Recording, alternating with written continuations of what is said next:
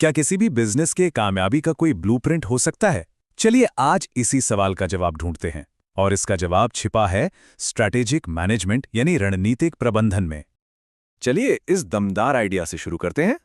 Business की इस भागदौड़ भरी दुनिया में बिना प्लान के आगे बढ़ना मतलब एक तरह से खो जाने की गारंटी है। हर बिजनेस एक बहुत ही उलझी हुई भूल भुलैया जैसा होता है और इतिहास ऐसी कहानियों से भरा पड़ा है जहां बड़े बड़े नाम भी इस भूल भुलैया में गुम हो गए। नोकिया, कोडैक, बजाज स्कूटर्स, ये सब वो नाम हैं जो कभी बाजार पर राज करते थे। लेकिन देखिए, वक्त के साथ ना बदलने का नतीजा क्या होता है। दांव पर बहुत कुछ लगा होता है, सच में। तो सवाल यह है कि कंपनियां इस भूल भुलैया से निकलती कैसे हैं। जवाब है स्ट्रैटेजी यानी रणनीति।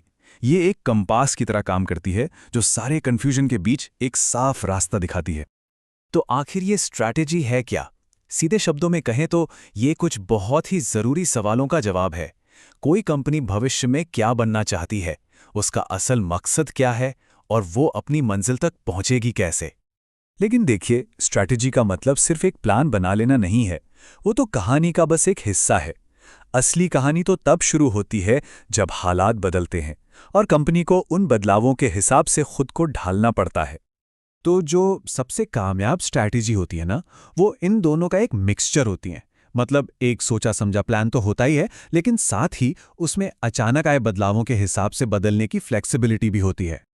ठीक है, तो किसी भी अच्छी स्ट्रैटेजी की जड़ में क्या होता है? उसकी नींव होती है स्ट्रेटेजिक इंटेंट, या कह लीजिए रणनीतिक इरादा। यही वो चीज़ है जो किसी कंपनी के क्यों को, यानी उसके होने के मकसद को साफ करती है। और ये जो इरादा है, ये 3 मेन पिलर्स पर टिका होता है जो मिलकर कंपनी के मकसद को एक क्लियर डायरेक्शन देते हैं। सबसे पहले है विजन। ये भविष्य की एक बहुत ही महत्वाकांक्षी तस्वीर है कि कंपनी आखिर बनना क्या चाहती है। समझिए, ये वो ध्रुव तारा है जो सबको रास्ता दिखाता है। एप्पल का ये विजन देखें कितना पावरफुल है, और सबसे बड़ी बात कितना सिंपल और क्लियर है। ये एक ऐसा गाइडिंग प्रिंसिपल है जो कंपनी के हर छोटे बड़े फैसले पर असर डालता है। अच्छा, तो अगर विजन भविष्य की मंजिल है तो मिशन क्या है? मिशन है आज का रास्ता, आज का नक्शा।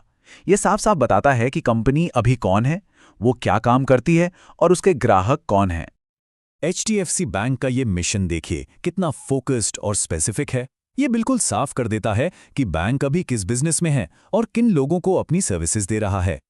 तो ठीक है, हमारे पास एक शानदार विजन है, एक क्लियर मिशन भी है, लेकिन ये सब कागज से निकलकर असलियत में कैसे बदलता है, इसका जवाब छुपा है एक सही स्ट्रक्चर में।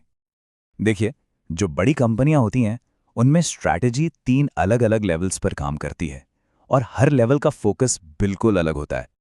स्ट्रैटेजी के हर लेवल पर एक मेन सवाल होता है जिसका जवाब ढूंढना होता है।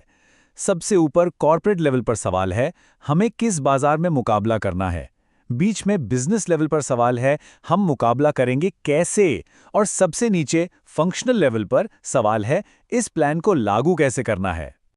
तो जो कॉर्पोरेट लेवल के मैनेजर्स होते हैं जैसे CEO, वो समझिए कंपनी के आर्किटेक्ट हैं। वही तय करते हैं कि कंपनी का दायरा क्या होगा, वो कौन कौन से बिजनेस में रहेगी और रिसोर्सेज कहां लगाएगी। अब आते हैं बिजनेस लेवल पर। यहां पर किसी एक डिवीजन या प्रोडक्ट लाइन के मैनेजर का काम होता है कि वो अपने खास बाजार में कंपटीशन को कैसे हराएं और अपनी जगह कैसे बनाएं। और फिर आता है फंक्शनल लेवल। यहीं पर असल में काम होता है। मार्केटिंग, फाइनेंस, HR जैसे डिपार्टमेंट्स के मैनेजर अपनी अपनी स्ट्रैटेजी बनाते हैं ताकि बिजनेस लेवल के प्लान को जमीन पर उतारा जा सके। लेकिन कोई भी ब्लूप्रिंट चाहे कितना भी परफेक्ट क्यों ना बना हो, वो हर चीज का हिसाब नहीं रख सकता, है ना।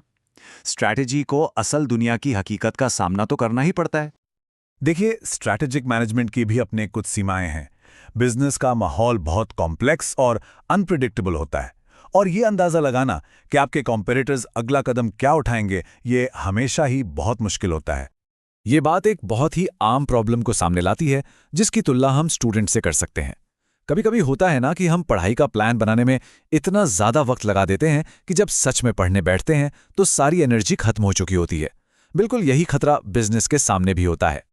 तो आखिर में समझने वाली बात यह है कि स्ट्रैटेजी कोई पत्थर की लकीर नहीं है।